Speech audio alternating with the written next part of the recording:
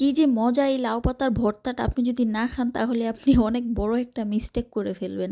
আসসালামু আলাইকুম, কি অবস্থা সবার? আশা করি সবাই ভালো আছেন। তো কালকে আমি এর আগে কখনো ভর্তা বানাই নাই। তো আম্মু সবসময় বানাইতো, তো চিন্তা করলাম যে আমি একটু ট্রাই করি। এখানে আমি রসুন নিছি, শুকনা মরিচ, কাঁচা মরিচ আর পেঁয়াজ কুচিটা একটু কমই নিতে হবে। তো রসুনটা আমি প্রথমে হালকা একটু ভেজে নেব। আসলে সাধারণ জিনিসকে খুব অসাধারণভাবে খাওয়া যায়, তাই না? তো আমি এখানে একটু রসুনটা ভেজে এখানে কাঁচামরিচ, শুকনা মরিচ আর একটু পেঁয়াজ কুচি দিয়ে দিলাম।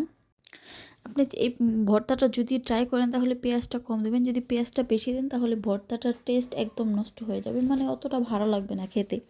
তারপর ওগুলো একটু ভাজা হয়ে গেলে আমি এখানে ধনেপাতা কুচি দিয়ে দেব। সবগুলো উপকরণ একসাথে আমি একটু ভালোভাবে ভেজে নেব। তো আমি এবার মরিচটা একটু ভেঙে দিলে ভালো হতো, তারপর আমি পরে একটু ভাইঙ্গা দিলাম আর কি, যাতে ভেতর পুরোপুরি একটু ভাজা হয়ে যায়। আর ব্লেন্ডারে ভর্তাটা করব, তো বিশ্বাস করেন পাটায় ভর্তা আর ব্লেন্ডারে ভর্তার মধ্যে কিন্তু অনেক তফাৎ আছে। যেমন সবাই বলে পাটার ভর্তাটা খুব মজা হয়, আসলেই হয়, কিন্তু ব্লেন্ডারে তো আর একদম পাটার মতো হয় না। কিন্তু তাও মাশাল্লাহ অনেক ভালো হয়েছে। তো এখানে আমি লাউ পাতাগুলো ছোট ছোট করে কেটে দিছি। আপনারা চাইলে আস্ত পাতাটাও দিতে পারেন। এখানে আমি কেটে দিছি যাতে একটু তাড়াতাড়ি সেদ্ধ হয়ে যায়। তো 3 থেকে 4 মিনিট পর মোটামুটি অনেকটাই মানে সেদ্ধ হয়ে গেছে। তারপর আমি এগুলোকে একটু কেচি দিয়ে ছোট ছোট করে কেটে দেবো।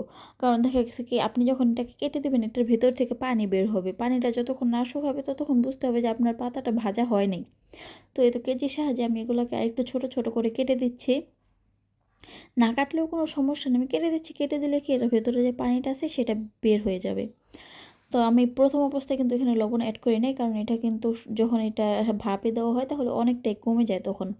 এই জন্য তখন আমি প্রথম অবস্থায় লবণটা দিই নি, লবণটা পরে আপনারাও চেষ্টা করবেন পরে দেওয়ার, তাহলে লবণটা পারফেক্ট হবে না, তো বেশি হয়ে যাবে। তো এই তো আমার এটা ভাজা হয়ে গেছে, এখন এগুলোকে আমি উঠিয়ে নেব। যখন পানিটা শুকিয়ে যাবে তখন এটাকে উঠিয়ে নিতে হবে। তো এই তো আমার পাতা আর হলো ওই যে পেঁয়াজ মরিচ সবই ভাজা শেষ, এখন এগুলোকে আমি ব্লেন্ডারে দিব।